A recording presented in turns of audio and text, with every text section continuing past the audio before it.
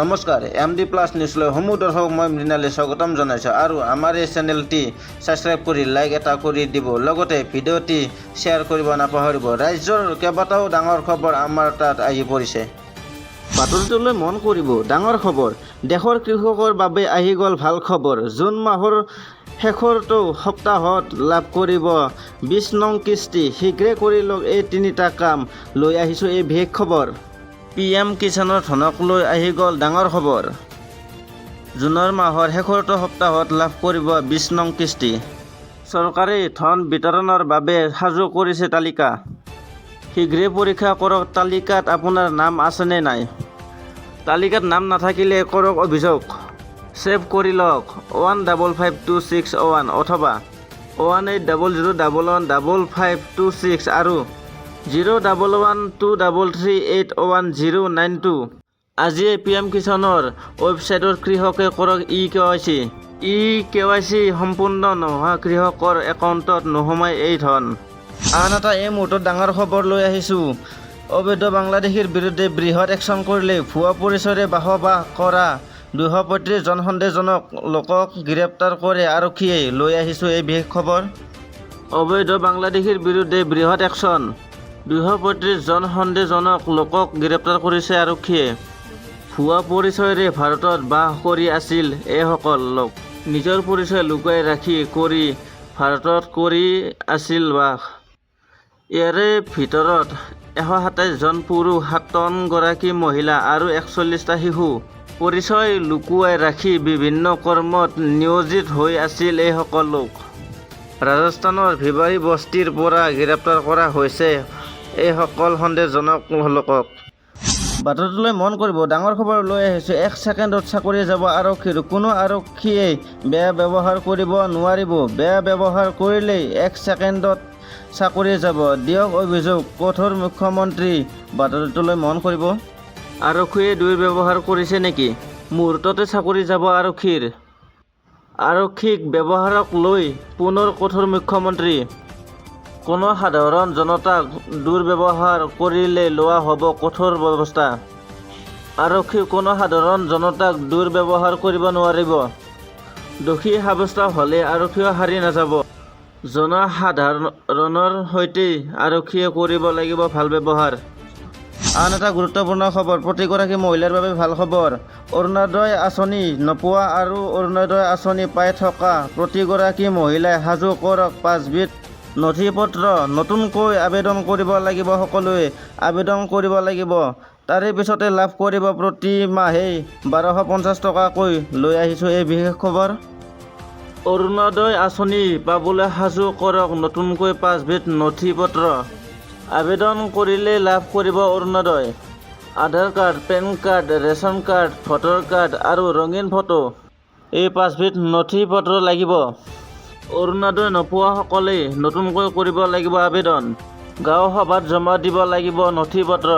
যোগ্য প্ৰতিগৰাকী হিতাধিকাৰীয়ে লাভ কৰিব 1250 টকাকৈ।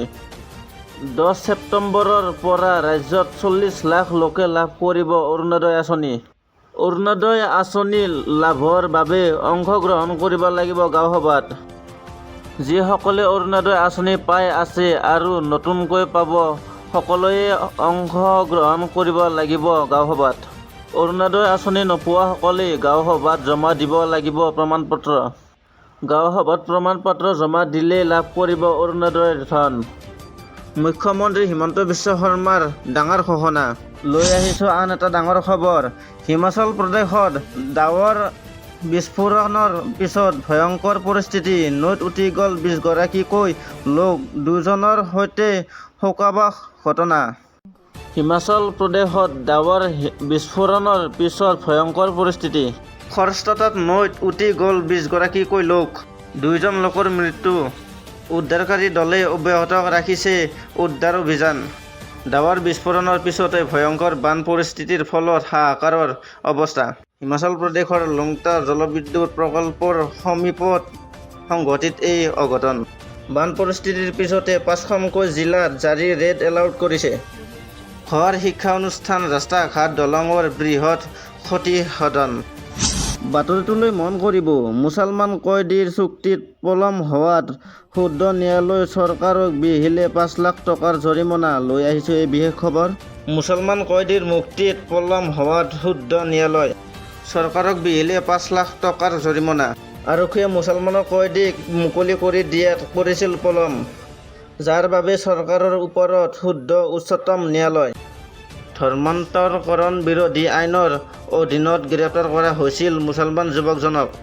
গাজিয়াবাদ জিলা কাৰাগাৰত বন্দী কৰি ৰখা হৈছিল কয়দীটোক। মুকলি কৰাত পলম হোৱাৰ বাবেই ৫ লাখ টকাৰ অন্তৱৰ্তীকালীন ক্ষতিপূৰণৰ নিৰ্দেশ।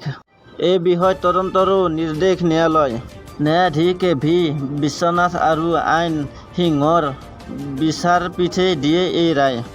উত্তৰ প্ৰদেশ চৰকাৰক ন্যায়ালয়ে দিয়ে এই ৰায়।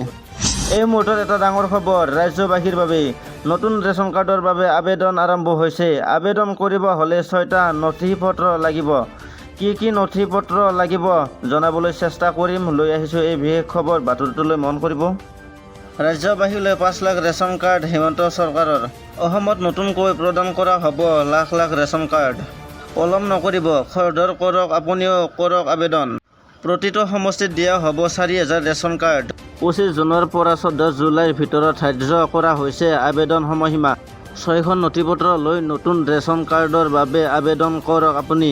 4 লাখ টকাৰ তলৰ বাৰ্ষিক আয়ৰ প্ৰতিটো পৰিয়ালে কৰিব পাৰিব আবেদন। আবেদনকাৰী ভাৰতীয় নাগৰিক হ'ব লাগিব। মাষ্টাৰ ৰোলক কৰ্মচাৰীক দৈনিক মজুৰি প্ৰাপকক লোৱা হ'ব সামৰি।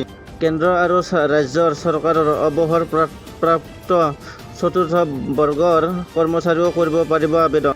pds.assam government portal ৰেচন কাৰ্ডৰ বাবে কৰক আবেদন। আবেদন পত্ৰ জিলাসমূহ জিলাৰ খাদ্য, ৰাজহুৱা বিতৰণ আৰু গ্ৰাহক পৰিক্ৰমা বিভাগৰ কাৰ্যালয়তো কৰিব পাৰিব। আবেদনৰ সৈতে জমা দিব লাগিব সকলো প্ৰয়োজনীয় নথিপত্ৰ প্ৰতিলিপি। কি নথিপত্ৰ আপুনি জমা দিব লাগিব? আধাৰ কাৰ্ড, ভোটাৰ তালিকা, ঠিকনাৰ প্ৰমাণপত্ৰ, পৰিয়ালৰ সকলো সদস্যৰ ফটো, বেংক একাউণ্টৰ সবিশেষ, শুদ্ধ আৰু সম্পূৰ্ণভাৱে পূৰণ কৰা প্ৰমাণপত্ৰ। ৰাজ্যবাসীলৈ 5 লাখ ৰেচন কাৰ্ড হিমন্ত চৰকাৰৰ।